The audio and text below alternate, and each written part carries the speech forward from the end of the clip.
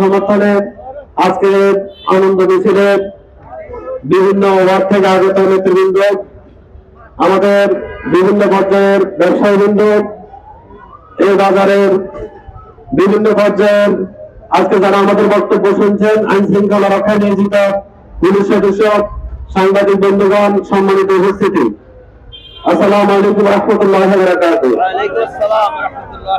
প্রিয় এলাকাবাসী, 17টি বছর বাংলাদেশে কোনো গণতন্ত্র ছিল না, আমাদের কোনো ভোটের অধিকার ছিল না।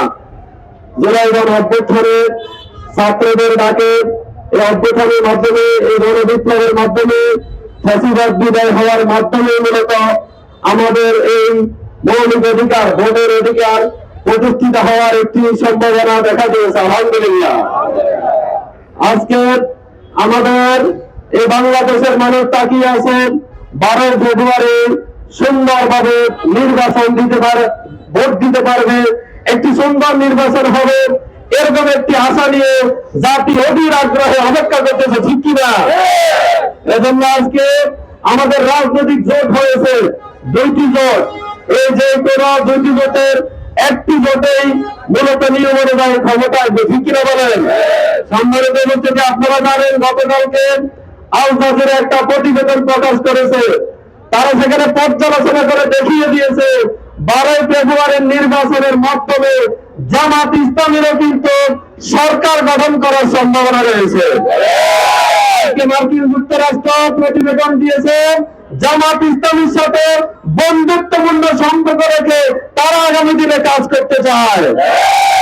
সুতরাং আমাদের যারা প্রতিযোগীরা রয়েছেন, আমরা আপনাদেরকে সমান তালে, আমরা আপনাদেরকে একত্রভাবে বলতে চাই একটি সুন্দর প্রতিযোগিতা হবে, কিন্তু রিয়েলিটি মেনে নেন। সারা বাংলাদেশে দাঁড়িপাল্লার যে জোয়ার উঠেছে, বিরোধী দল থাকার চিন্তা ভাবনা এখন থেকে শুরু করে দেন, তাহলে আপনাদের ভোট হতে হবে না, ঠিক না? যেহেতু 2 দল, যে কোনো এক দল জিতবে, ঠিক কিনা বলেন? এবং আপনারা বিরোধী দলে থাকার চিন্তা ভাবনা এখন থেকে শুরু করে দেন। জামাত ইসলামীর নেতৃত্বে জুলাই গণবিপ্লবের মাধ্যমে ইনসাফ ভিত্তিক বাংলাদেশ 13 তারিখে গঠিত হবে ইনশাআল্লাহ। তাহলে আমাদের রক্ত বৃথা যাবে না। আমরা যে স্বাধীন বাংলাদেশ পেয়েছি, প্রকৃত স্বাধীনতা আমরা 24-এর মাধ্যমে অর্জিত হয়েছে। এই স্বাধীনতাকে রক্ষা করতে হলে ন্যায় এবং ইনসাফের ভিত্তিতে সমাজ প্রতিষ্ঠার, রাষ্ট্র প্রতিষ্ঠার বিকল্প নেই, ঠিক কিনা বলেন? আমাদের জামাত ঘোষণা দিয়েছেন, জামাত ইসলামের কয়েকটি লক্ষ্যমাত্রা, কয়েকটি টার্গেট, কয়েকটি ইশতেহার।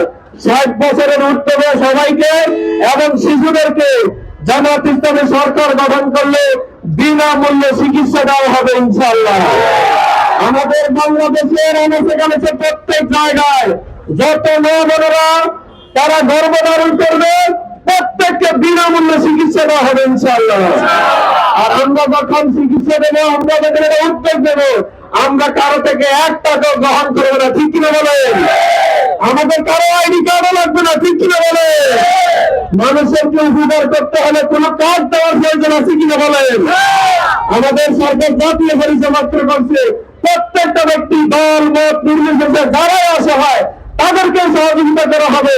আলাদা ফ্যামিলি কার্ড দিয়ে, আলাদা অন্য কিছু দিয়ে, বৈষম্য ছাড়া আর কিছু কিন্তু হওয়ার সুযোগ নেই, ঠিক কিনা?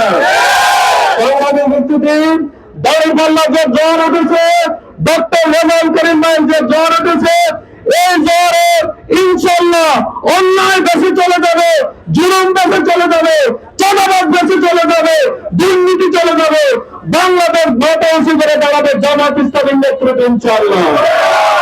সেই প্রস্তুতি নেওয়ার উদাত্ত আহ্বান জানিয়ে ঘরে ঘরে জামাত ইসলামের দাওয়াত, দাঁড়িপাল্লার দাওয়াত পৌঁছে দেওয়ার জন্য আপনারা কি সংগ্রাম করতে রাজি আছে? 17 বছরের পরে আমাদের এই ভোট দেওয়ার স্বাধীনতা যেন কেউ হরণ করতে না পারে, আমরা কেন্দ্র পাহারা দেবো ইনশাআল্লাহ।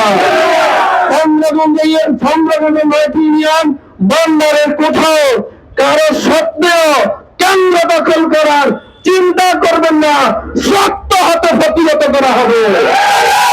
মানে তার স্বাধীনভাবে ভোট দিলে এটাই হবে আমাদের প্রত্যয়, এটাই হবে আগামী 12 তারিখের আমাদের সকলের করণীয়।